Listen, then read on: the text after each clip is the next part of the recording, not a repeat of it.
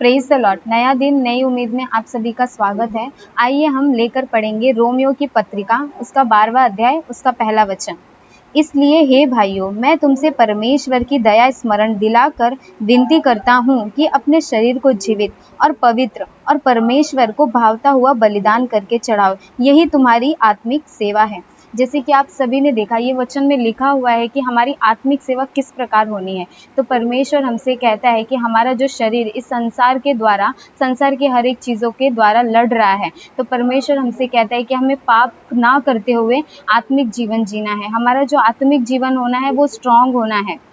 जैसे कि जो शैतान होता है वो हमें पाप की ओर ले जाने की कोशिश करता है, लेकिन परमेश्वर हमसे कहता है कि तुम अपने शरीर की लालसाओं को त्याग करो और तुम्हारा आत्मिक जीवन इससे बढ़ेगा। हमारा आत्मिक जीवन कैसे बढ़ेगा? तो परमेश्वर वचन में कह रहे हैं कि किस रीति से बढ़ेगा। तो परमेश्वर कहता है कि धन्यवाद की बलि चढ़ाओ, स्तुति की बलिदान चढ़ाओ और प्रतिदिन प्रार्थना करो और प्रार्थना में बढ़ते जाओ। इसी से हमारा छुटकारा होगा, इसी से हम पवित्र होंगे। जैसे कि अगर आपके सामने एक थाली रखा जाए, उसमें अनेक स्वादिष्ट और सुगंधित भोजन रखा जाए, यदि उसमें एक मक्खी आकर गिर जाए तो क्या आप खाओगे? नहीं खाओगे ना। इसी प्रकार परमेश्वर हमें कहता है कि तुम मेरे पवित्र जन हो और मैं नहीं चाहता कि तुम में पाप एंटर हो, तो तुम पवित्र बनो और आत्मिक सेवा में लगे रहो। और तुम्हारी आत्मिक सेवा भी ऐसी होनी चाहिए जैसे मैं चाहता हूँ कि तुम पवित्र बनकर प्रार्थना करो और शारीरिक जो भी तुम्हारी अभिलाषाएं हैं उसे मार कर तुम पवित्रता की ओर बढ़ते रहो। हमारा आत्मा जो है वो स्ट्रांग होना है, भले हमारे शरीर में दुर्बलता ही क्यों ना हो,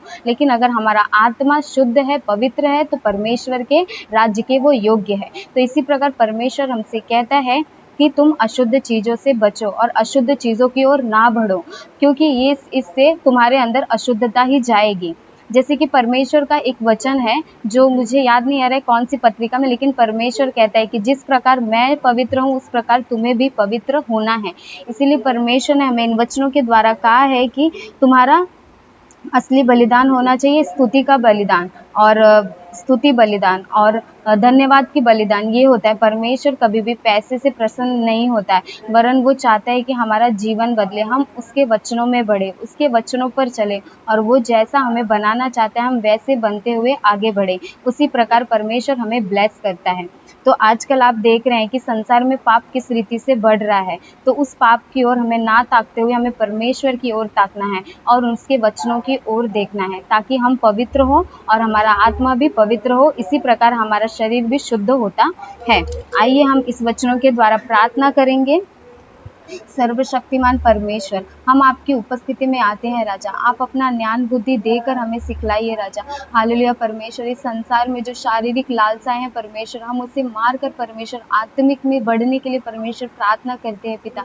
जिस प्रकार परमेश्वर आपके वचनों में लिखा है पिता कि आत्मिक सेवा किस प्रकार है और हमें कैसे उसमें बढ़ना है राजा, आप उसके लिए बातों को सिखलाइए राजा। परमेश्वर, हम परमेश्वर नालायक बेटे हैं पिता, आप हमें लायक बनाकर परमेश्वर उसमें चलने के लिए पिता आप अनुग्रह कीजिए राजा। सारे परमेश्वर जो भी अंधकार की शक्ति है मसीह यीशु के नाम से मैं उसे अधम करके बांध देती हूँ राजा।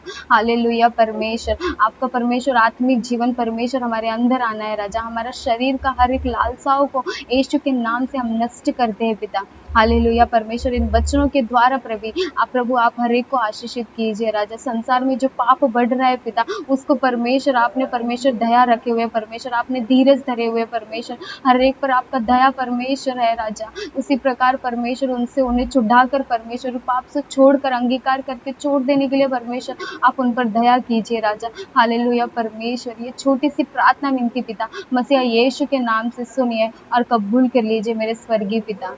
आमीन।